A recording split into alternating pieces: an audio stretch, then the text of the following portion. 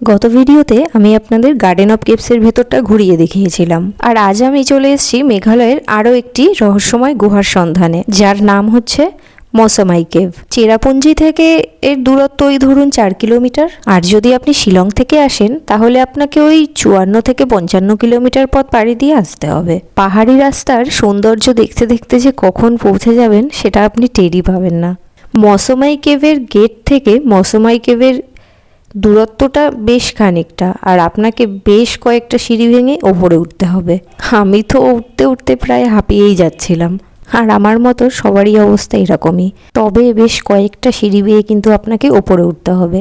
আর চারপাশটা দেখুন কতটা জঙ্গল, জঙ্গলের মাঝখান দিয়ে যেতে কিন্তু বেশ ভয়ই লাগছিল। ওই তো কতগুলো লোক জড়ো হয়ে আছে, দেখেও তো মনে হচ্ছে পৌঁছে গেছি। মনে হয় আরেকটু যেতে হবে। ভেবেছিলাম এই সামনেটাতে দাঁড়িয়ে মৌসুমাই কেভের একটা সুন্দর ছবি তুলব, কিন্তু এখান থেকে তো মানুষজনের নড়ারই নাম নেই, তাই আর আমার ছবি তোলা হলো না। প্রায় অনেকক্ষণ টাইম নষ্ট করে এবার আমি ভাবলাম ভেতরের দিকে ঢুকি আর ভিউ এনজয় করি। আগের যে কেভটা দেখিয়েছিলাম ওই কেভ আর এই মৌসুমাই কেভ দুটো কিন্তু সম্পূর্ণ আলাদা। মৌসুমাই কেভে হাঁটাটা বেশ কঠিন হয়ে যাচ্ছিল। এই সরু চেরা পাথরগুলো দিয়ে যাওয়ার সময় শরীরটাকে একদম পাথরের সাথে মিলিয়ে নিতে হবে। কোথাও হয়তো একটু বসে বা হামাগুড়ি দিয়েও এগোতে হতে পারে। দেখে মনে হচ্ছে ঠিক যেন কোনো গুপ্তধনের সন্ধানে কোনো সুড়ঙ্গের ভেতরে ঢুকে পড়েছি। এই স্লিপারি পাথরগুলো দিয়ে পা ফেলে সাবধানে এগিয়ে যাওয়াই হলো আসল থ্রিল। আর চারপাশটা জাস্ট দেখুন কতটা মায়াবী। পুরো মনে হচ্ছে যেন কোনো ডাইনোসরের যুগে চলে এসেছি। লাখ লাখ বছর ধরে জল আর চুনা পাথরের বিক্রিয়ায় এই আকৃতিগুলি তৈরি হয়েছে। এই জায়গাটা দেখে তো আমার রিয়াকশানটা যা, আমি এটাই ভাবছিলাম যে আমি কোথায় চলে এসেছি, হয়তো কোনো ডাইনোসরের যুগে চলে এসেছি। পাথরের এই অদ্ভুত আকৃতিগুলো দেখে মনে হচ্ছে যেন কিছু ঝুলে রয়েছে ওপর থেকে। দেখতে পাচ্ছি কোথাও কোথাও পাথরগুলো একদম চকচক করছে, আবার কোথাও কোথাও এত স্লিপারি যে হাঁটাই যাচ্ছে না ঠিক করে। এগুলোই হচ্ছে আসল চ্যালেঞ্জ। দেখুন রাস্তাগুলো ঠিক কতটা সরু, কোথাও কোথাও একদম নিচু হয়ে বা হামাগুড়ি দিয়েই পার হতে হচ্ছে। আচ্ছা, এখানে আসার পর যেটা আমি রিয়েলাইজ করলাম, এখানে কেউ পিট ব্যাগ নিয়ে আসবেন না। যদি আসেন তাহলে এই রাস্তাগুলো পার হতে খুবই সমস্যা হতে পারে। তবে এই সরু সরু জায়গাগুলোর মধ্যে দিয়ে যেতে আমার সবথেকে বেশি ভালো লাগছে, কারণ একটু চ্যালেঞ্জিং লাগছে, আর চ্যালেঞ্জিং পথ পার হতে বেশ ভালোই লাগে। গুহার ভেতরে না একটা অদ্ভুত ঠান্ডা ভাব আছে, আর এখানকার পাথরের দেওয়ালগুলো ভেজা ভেজা রয়েছে। মাঝে মধ্যে দেখছি মাথার ওপর দিয়ে বেশ টুপটুপ করে জল পড়ছে। অনেকটা কঠিন পথ পেরিয়ে আসলাম, কিন্তু সামনের রাস্তা দেখে মনে হচ্ছে আরও একটু কঠিন। যদিও এই রাস্তাটা খুব বেশি একটা বড় নয়, তবে এই ছোট রাস্তা পার হতে কিন্তু আমার বেশ ঘাম ঝরেছে। সত্যি এখানে এসে মনে হচ্ছে যেন আমি কত সাল পিছিয়ে কোনো এক দূর দেশে চলে এসেছি। আগের কেভে আমি পুরো একাই হয়ে গেছিলাম, আর যেই ভয় আমি পেয়েছিলাম, তাই এই কেভে আসার পর আমি আর লোকজনের পিছু ছাড়ছি না।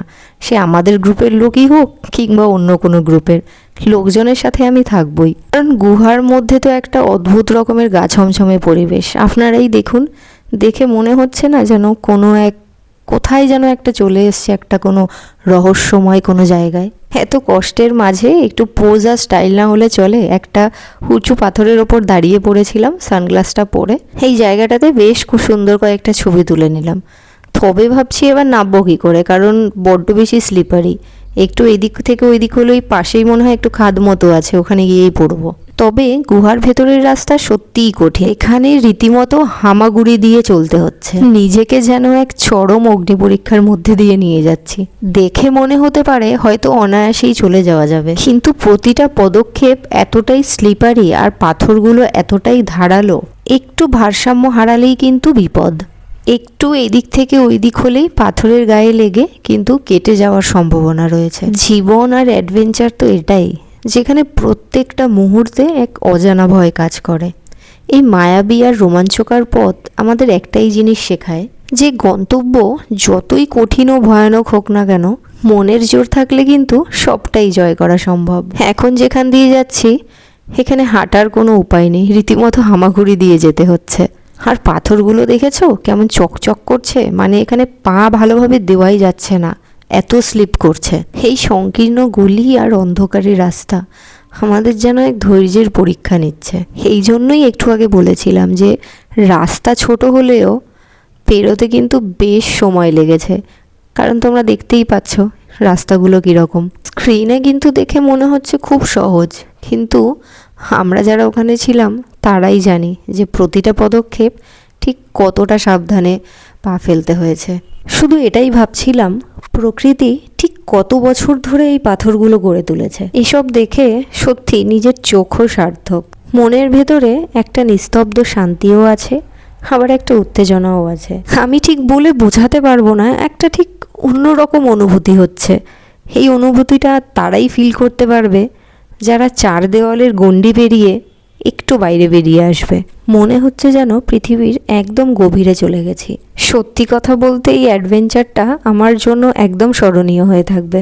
সবাইকে বলবো মেঘালয়ের এই মৌসুমাই কেভে প্লিজ একবার এসো এই অ্যাডভেঞ্চারটা করার জন্য। সবার জীবনে এরকম একটা অ্যাডভেঞ্চার ভীষণ দরকার। অনেক হামাগুড়ি আর বসে বসে আসার পর এবার একটু দাঁড়ানোর জায়গা পেয়েছি। মনে হচ্ছে এবার যেন বেরোনোর পথ পাবো। আজকের ভিডিওটা এখানেই শেষ করলাম। কেমন লাগলো তোমাদের মৌসুমাই কেভ অবশ্যই জানিও কিন্তু।